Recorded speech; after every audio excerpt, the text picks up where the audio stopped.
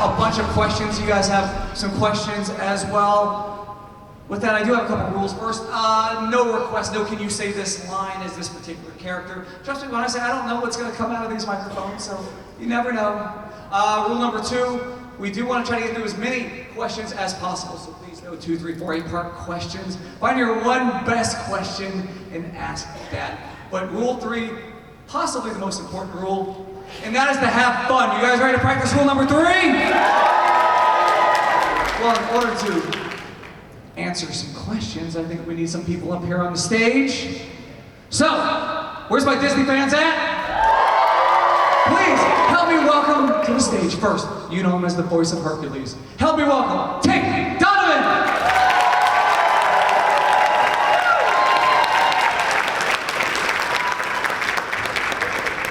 You know her as the voice of McGarry. Please help me welcome Susan Egan!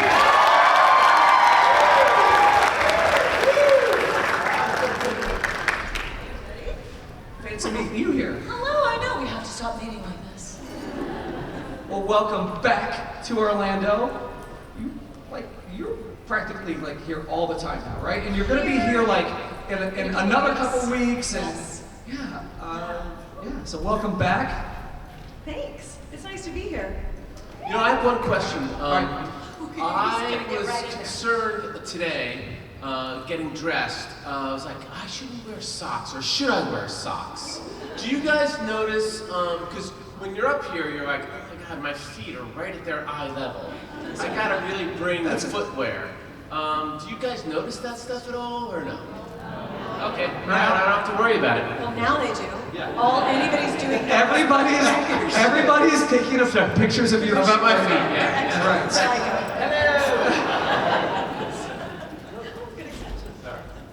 So, this is great. Listen, if I wasn't here, I would be down there. Huge Disney fan. Now, going into this film, did you, in going into the auditioning process, were you aware that it was a Disney film, or was this something that your agent said, hey, there's this project, or, how did you hear about this? Well, I was aware that it was a Disney film, definitely. But I remember walking into the waiting room before you went and auditioned, and every huge star at the time, like Rob Lowe was in there, Sutherland, Kiefer Sutherland was in there. I was like, oh my God, I'm never gonna get this. What am I doing here? This is such a bummer. And I remember going in there, and there was a music stand with the lines and a microphone, and Ron and John, the directors, were there, and they're like, okay, great, yeah, thanks. Whenever you're ready, just go. And I was like, okay, great, thanks. And as soon as I started to speak, they just went. And I was like, oh, for some reason, I was like, oh, it's Disney. Maybe they're very religious and we're supposed to pray before, like they're praying, like, please, God, let this guy be the one. Let him hurry up before Kiefer Sutherland gets in here and gets the role. And so I was like thrown out, and then I realized, oh, they don't care what I look like. They just want to hear my voice. And so that was a very unusual experience.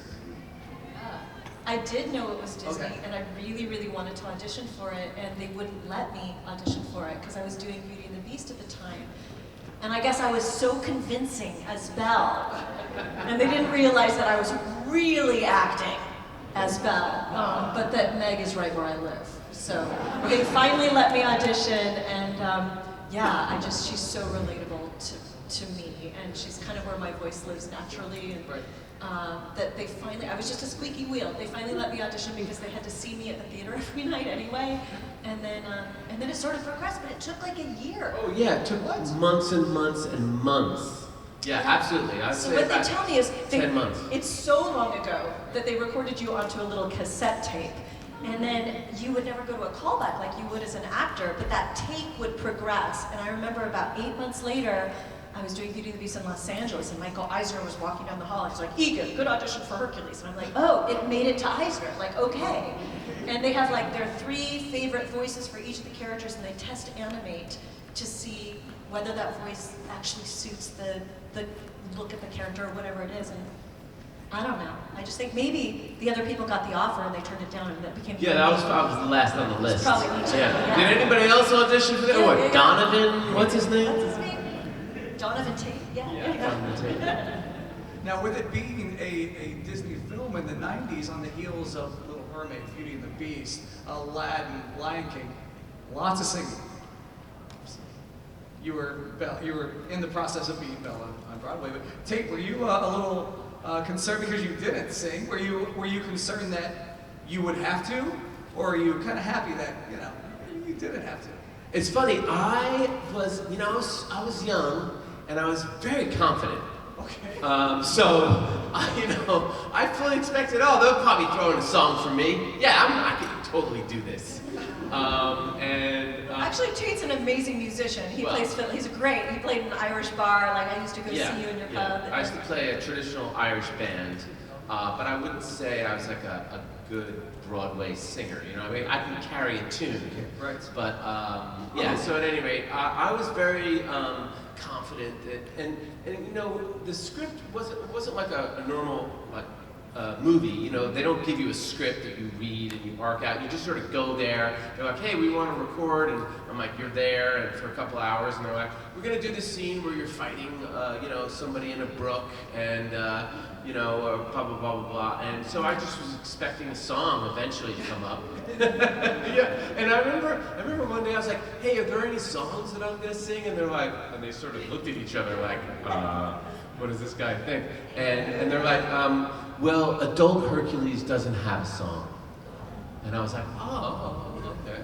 I didn't even know that there was a young Hercules. I was like, so there's other Hercules in this movie? Right, they don't give you a script. I went to record one day, and I record the scene where she dies, and I'm like, I'm sorry, she dies? Nobody told me this. No, they keep it very tight-lipped.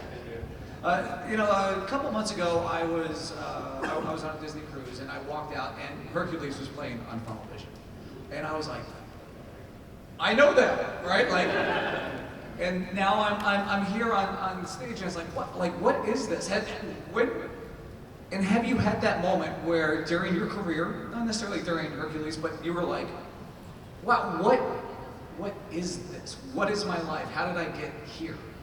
It's pretty cool because being part of a Disney animated feature, will outlast you.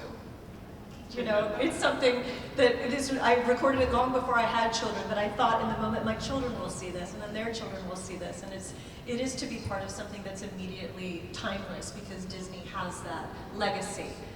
So it's a pretty cool thing, and then you become part of the family, and it really is a family.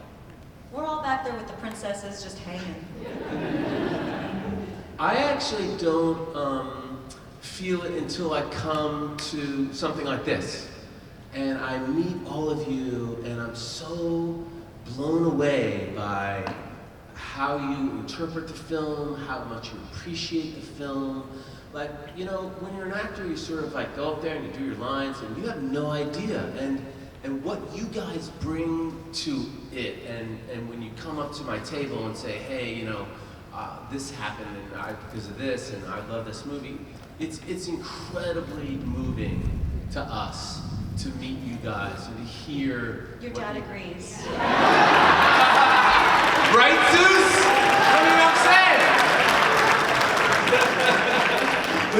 Was that thunder? Yes. Holy shit!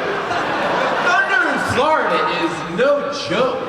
I mean, wow! I thought it was like a bomb going on. Now, you mentioned that Disney legacy.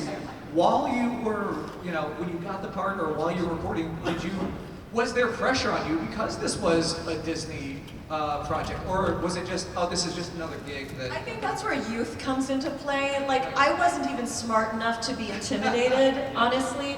And then I would say, like, Ron and John, and I would say Alice Dewey as well, and Alan Bacon, like, they really make it playtime. Like, they really make it fun, and it's seemingly low pressure, and they let you play around in the studio. You get your lines the way they're written, and then they kind of let you improvise and do some fun stuff. So they make it very playful there. To, I think, take that. Zeus is pissed about that one. He's like, we didn't actually want you to sit there. So. No improvising. Yeah, very much the same way. I didn't feel a lot of pressure of like, oh, this is a Disney feature. I was just like, wow, this is cool. And everybody involved has done their job for a long time. Like Ron and John have directed all these amazing movies. They were so comfortable in their their job, and so yeah, it was just a positive, fun experience. This is also such a screwball comedy. Like, it's such a goofy movie. It has a lot of heart, of course, but it is ridiculous too. Brittany and Jason. Speak for yourself. Well, except for you, you're Chekhov, but You mentioned meeting fans, or and coming to events like GalaxyCon.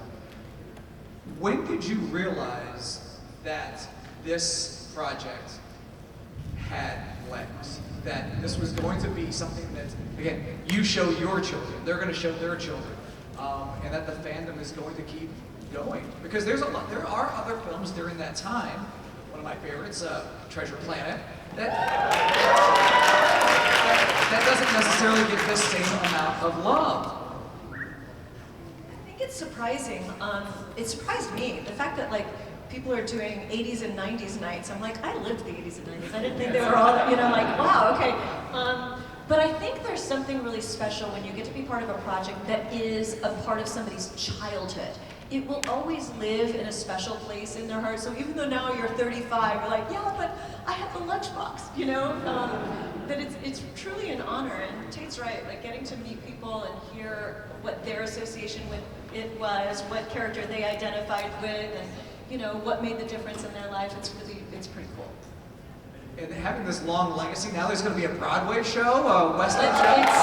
It opened 2 weeks ago in London. Yeah. And also on the Disney Destiny, there's a stage show. Yeah, I'm going to be on board in a couple weeks in a different role as a producer of a different show. But yeah, really excited to see that. And that one is a total redefinition. They're telling Hercules as if it's Mad Men. So it's all set in the 60s. It's pretty cool. Really? Yeah, it's new arrangements. He works at an ad agency? I don't know. Yes, and it's paid by John Hamm. God damn it. Yeah, sorry. That's okay. He's great. I guess so. I hadn't heard that. Yeah, it's if you they released Meg singing her song, and I premiered it at D23 last year, and it's a very 60s version of it's really cool. It's jazzy and Can't awesome. wait to see it. Shoot for Christmas time. Shoot for Christmas time. So. Okay. So when you come to events like this, and obviously you've worked with a lot of folks, but when you come to a GalaxyCon and you're sitting next to somebody, or you see somebody in the green room, do you still kind of fanboy out a little bit at all? Oh yeah, totally. Yeah? Yeah. I mean, you meet some people I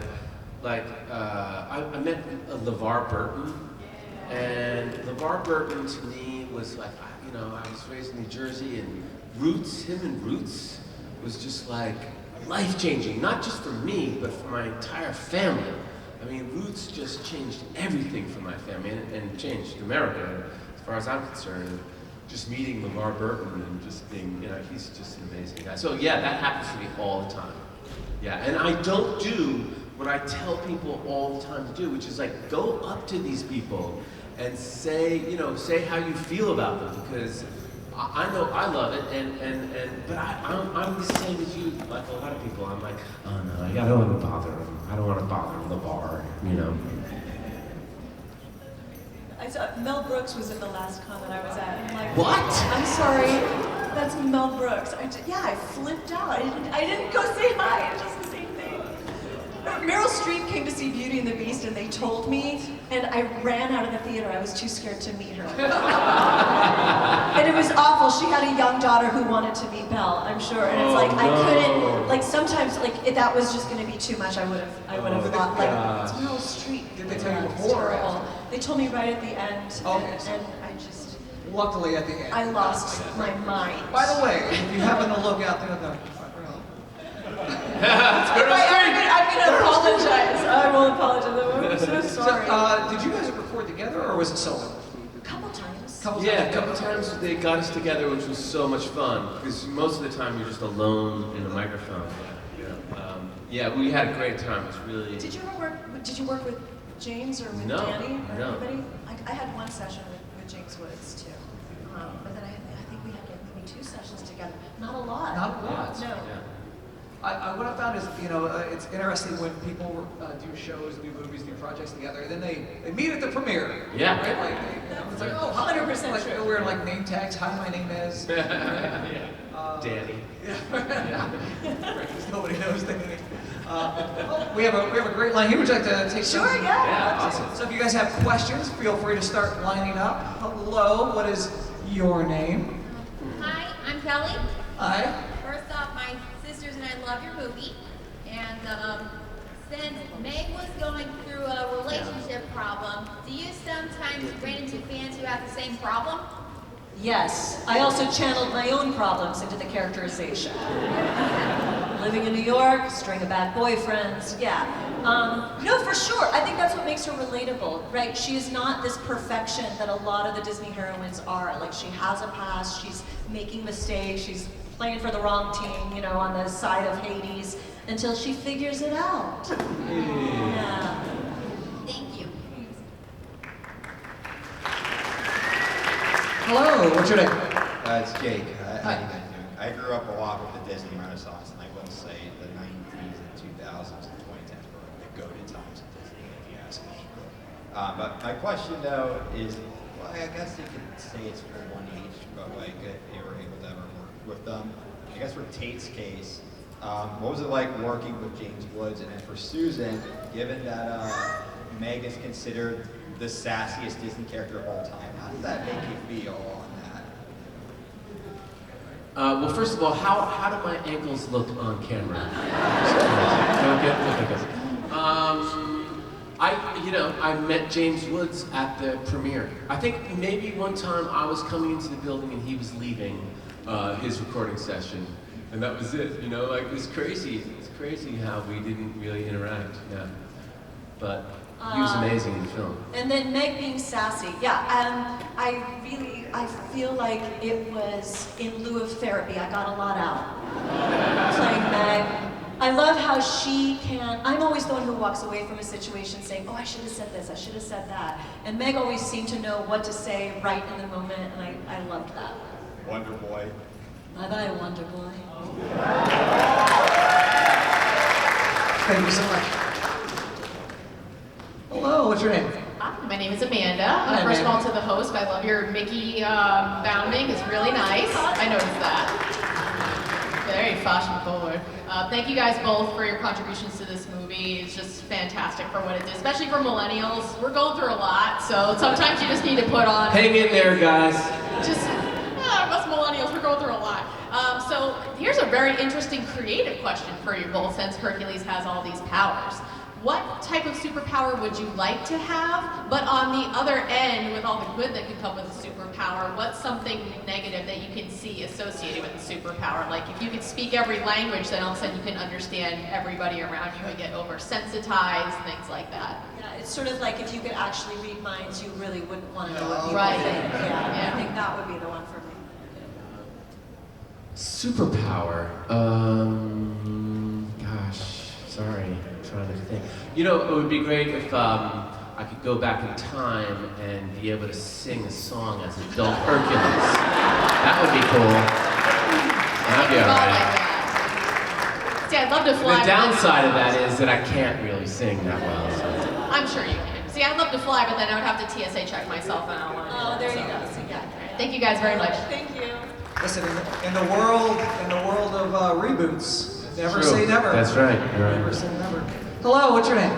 Hello, my name is Victoria, and I'm going to try to phrase this question as best as possible. All right. So, we all know that, of course, the Hercules movie is not, of course, 100% accurate to the original myth. And so, my question for you is, out of all the creative liberties Disney made from the original source material, do you have any favorite changes that Disney made for the film? I'm not sure if you know anything about the original Hercules myth, but... Well, when I first got the role, I took it very seriously. I was a serious actor, so I read up on Hercules, which is the Greek version of Hercules, and I realized very quickly that this is a meaningless experience. I mean, it's pretty dark, really super dark. So I'm really glad that Disney decided, hey, let's not have him kill so many people, even the Nemean lion. You know, I mean, let's give the guy a break. You know, lions are endangered. You know, we shouldn't be killing beautiful beasts.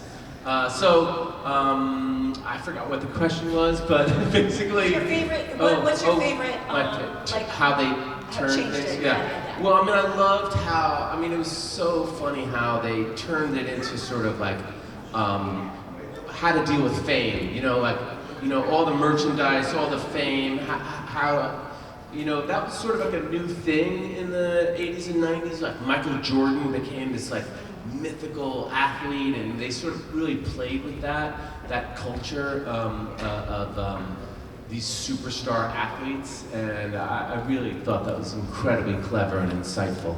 Yeah, I think that's spot on. They made, a lot of times with the animated features of that era, they tried to make them timeless. They didn't want to put any contemporary humor in. And what changed that, they told me later, was Robin Williams as the genie was just, there was no stopping him. Like he was gonna, just riff.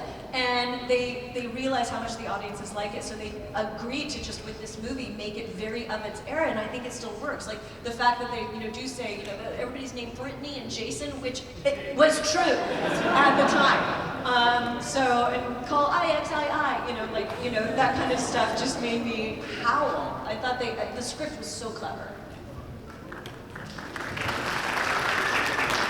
Hello, what's your name? Hi, I'm Maddie, and I was wondering, what was your favorite line or song that you either heard in a movie or you got to say? You have one right answer of what your favorite song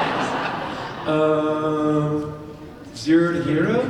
Yeah, that's my favorite though. It is pretty great. I mean, the gospel music is so great in it. But you're. I got to be there in the sessions when they were recording because I was waiting for my session with them to do I Won't Say, and so I got to hear them do Gospel Truth and Zero to Hero, and I just remember there were like 5 people listening to this. It was music side of Alan, our producer, directors, Michael Cosgrim's music director, and I just thought, they are blowing the roof off, and we are one of 5 people witnessing this in real life, which is why I'm so glad there's now the show in London, because you can go hear that roof go off, because the Muses stuff is amazing. And I think David Zippel's lyrics are the bomb, and this perfect package packs a pair of pretty pecs. I'm like, that's crazy. That's crazy smart. And he'll tell you how much a Grecian earned. It's so great. Yeah, Zero to Hero, but hands down. Thank you. Hello, what's your name? Hi, I'm Ricky. Nice to meet both of you. Nice to meet you, Susan. So in the movie, Hercules has a lot of merchandise. I would love to know what your favorite piece of Hercules merchandise is that you've seen. Well, I've seen a lot of cool stuff that you guys have, but I don't know if it's considered merchandise, but Susan and I were lucky enough to be given a maquette, which is a maquette is a sort of this rosin sculpture of your character, and it's sort of what the animators share. It just is the consistency of what does Hercules look like at a 3D level, and it's sort of very old school way of animating. I don't think they make maquettes anymore. I don't think they do. Yeah, and so when they gave it to us, I remember I was like, oh, cool. I didn't really understand how valuable it was, and they were like, just so you know, I don't care what kind of car you have or if you own a house. This is the most valuable thing you own. Yeah, there's one, and it's so the animators can rotate it, and from every angle, there's a consistency as Tate said. Yeah. So we each have our maquette, which is pretty great. Yeah, pretty But cool. I'm also very proud of my McDonald's plates.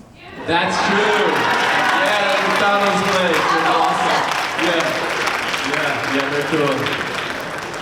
Thank you. Thank you. Question. Hello, what's your name? I'm Capri. Hi, Corey. Was there something about Meg or Hercules that didn't make the final cut that you want to keep? Yes, thank you for asking. So there's a scene where they've spent all day together. She got Herc to ditch his, whatever with Phil, and then it's right before I Won't Say I'm in Love, and they're going in the garden. It's all romantic, but they're recollecting what their day was like. And so we recorded the scene, and then we were improvising the scene. And you said, and that Oedipus play, and I went, yeah, there's a boy who loves his mother. And they didn't keep it, but I thought it would have gone right over the heads of the kids, like right to the parents, sophomore year English class. Yeah, I wish they kept that. Darn it all. Thank you. Thank you. Hello. Speaking of I Won't Say I'm in Love, was there a difference between like the regular recording for the voices and then recording for like the singing parts? Yeah, so there was actually another song for Meg first, and I had a good working relationship with Alan Menken because he wrote Beauty and the Beast as well. And he, I was living in New York, and he lives in New York, and so he has a studio at his house. So I went over to his house to record the first song, which was called "I Can't Believe My Heart," and it's very much an Alan Menken love ballad. And they started animating to it and realized Meg would never in a million years sing a love ballad. She would be in denial. So they rewrote the song.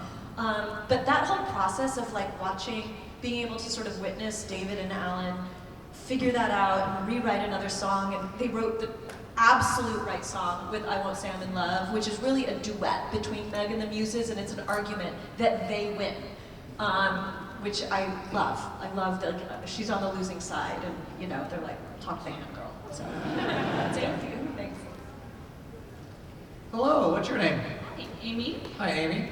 So one of the themes in Hercules is heroes. So I'm wondering nowadays, what do you guys think makes a true hero? It's a good question.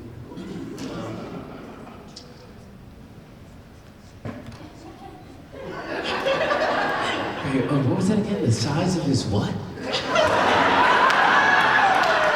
biceps? Yeah, what makes a true hero? Well, gosh. What I love about Hercules is he's a very humble guy, and I as life goes on, I find humility to be extraordinarily heroic, and to be, allow people to see vulnerability and sort of to question yourself. And I think that takes a lot of courage, and usually courage is involved when you're doing something heroic. So, yeah, something like that. Yeah, that's a good one. I would say, try and look for the people who might not be in the spotlight, but they're lifting people up. Like the people who make opportunities for other people to sort of be lifted and find their power. Those are the people that I really notice as an adult that maybe I didn't when I was younger. And yeah, they're the role models for me. Hello, what's your name? Emma? Hi. I just want to know, do you have like any favorite moments about recording Hercules? I had never done voiceover. Had you ever done voiceover before? No. I really didn't know what to do. As an actor, when they say, hey, can you ride a moped? You're like, yeah, of course I can. And then you go get a class and learn how to ride a moped. Like, right? So you always say yes.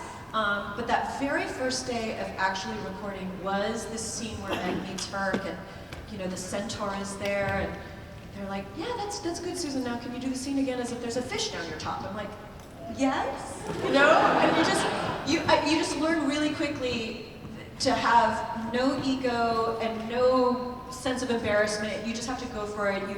You're ridiculous in the studio to get whatever sound you need in your voice. You're jumping around, you're doing whatever. And I just remember like, oh, okay, I just have to let it all go at the door. Like, I'm not gonna be graceful, I'm not gonna be any of these things that you're sort of taught to be as an actor, and yeah, so it was a little scary. But then a lot of fun. When you get rid of those inhibitions, it's just fun.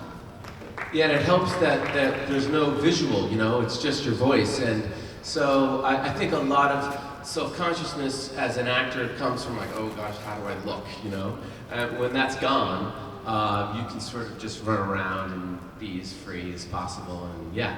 Thank you. Thank you. Hello, what's your name? Hi, my name's Nick. Hi, Nick.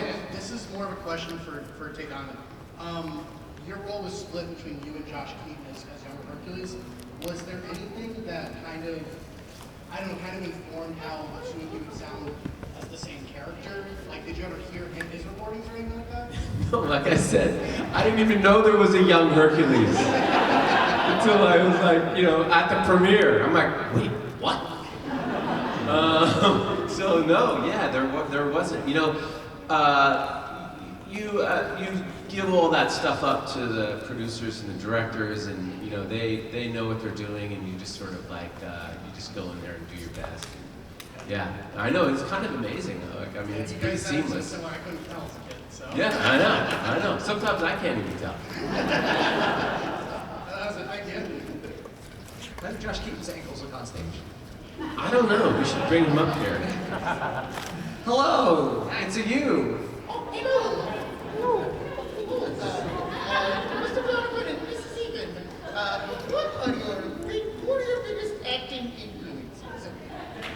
Oh, that's a good question. Madeline Kahn. Oh, wow.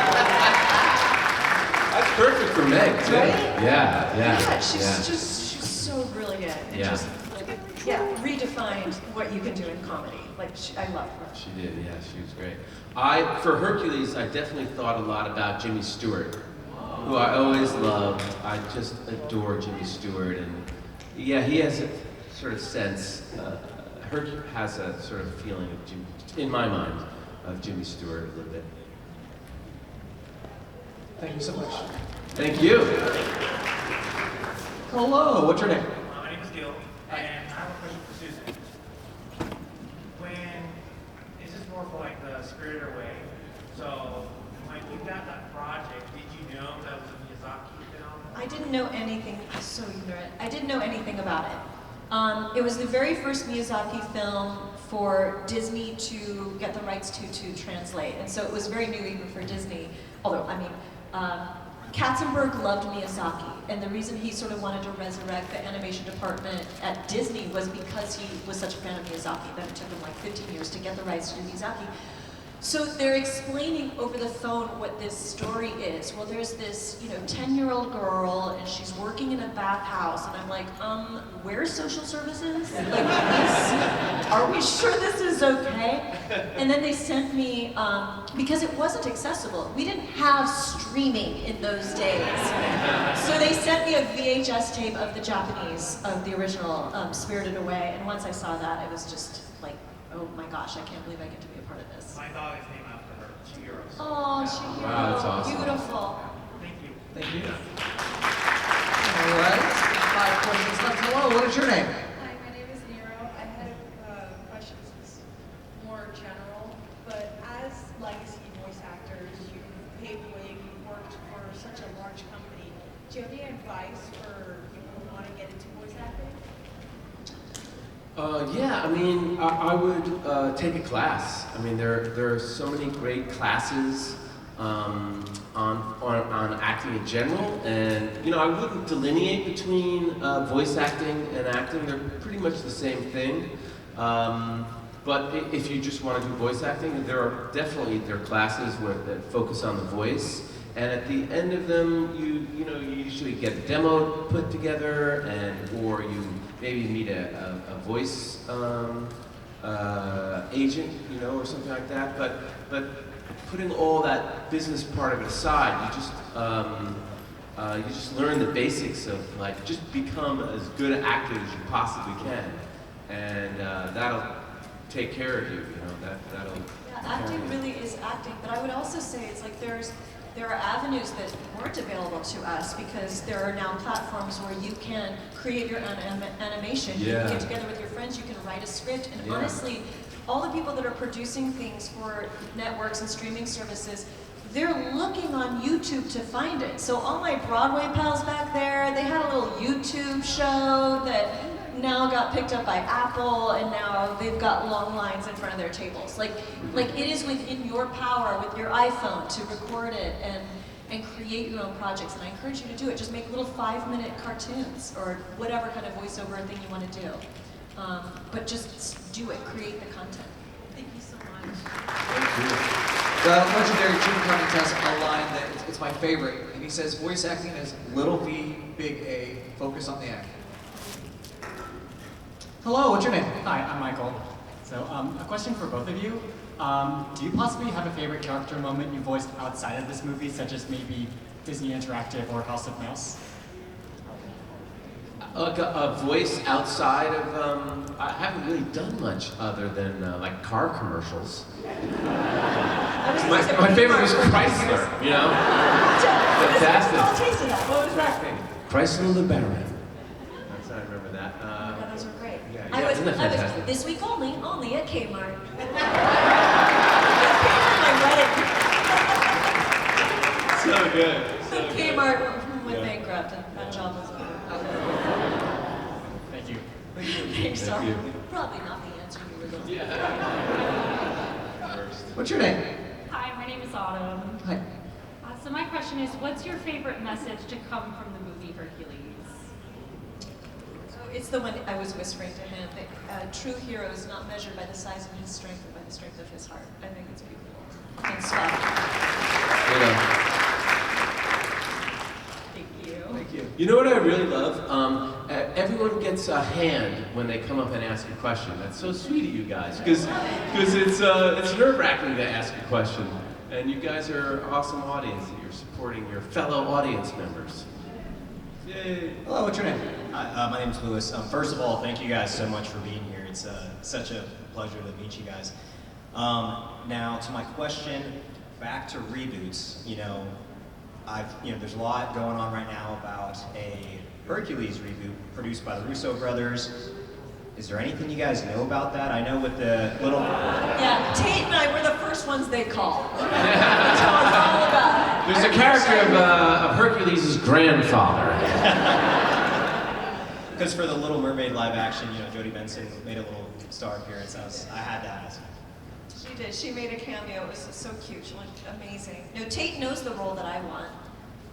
Which one? Fate. Oh, Yeah. Fate, yeah. I want to be the fate Trick's that the says, thing, yeah. what happened to these scissors? Yeah, that's what I want to do. I've been workshopping. I was really hoping you were going to say Phil. I was going to play the town idiot, maybe. No. I want you to be the guy that says, that's it, I'm moving to Sparta. Thank you so much. Uh-oh. Uh-oh. Hello. Boss is here.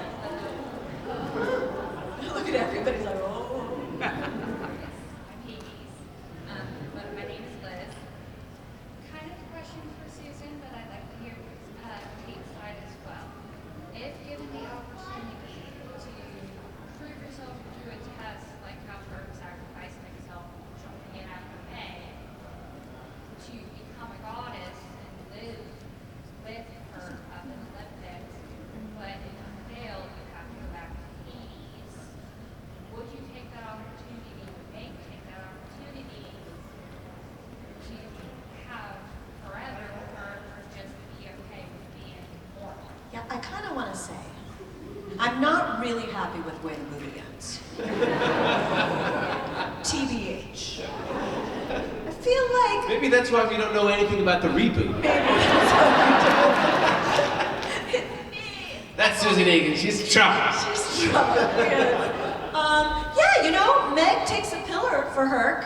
She sacrifices herself. That was the scene I wasn't aware was going to happen that day at the recording session. Yeah, I think for sure she would do anything. Not necessarily at this point. I don't think she would be doing it just to get up into Olympus, but to save his life.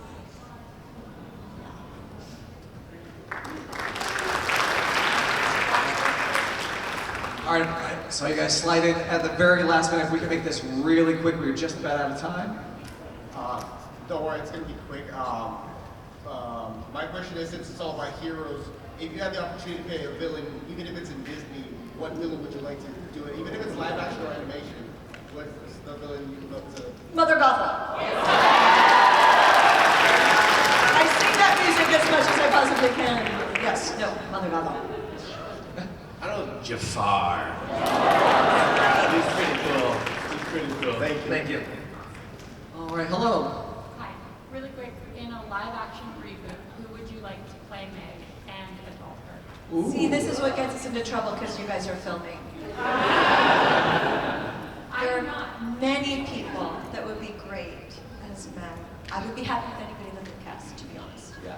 Because they're pretty good at picking those folks. Is there anybody you want as Herc? Michael Jordan? Not Michael Jordan, the basketball player. The actor, yeah, Michael B. Jordan. Yeah, he would be awesome. Zendaya would be great. Yeah. Don't you think Zendaya would be amazing? Who? Oh, Zendaya, yeah, that'd be awesome. She's so good. Yeah. She's got the tude, she's got the voice. Yeah. Well, thank you for hanging out with us. Thank you guys. That is our time. One last question before we go. We have 18 seconds. If you could thank our great anime fans here, what could you say to them within these last couple seconds about what they mean to you in being out here with us today? This community means everything. It's like you're constantly thanking us for being here, but honestly, we couldn't be. You guys being here is what makes this con.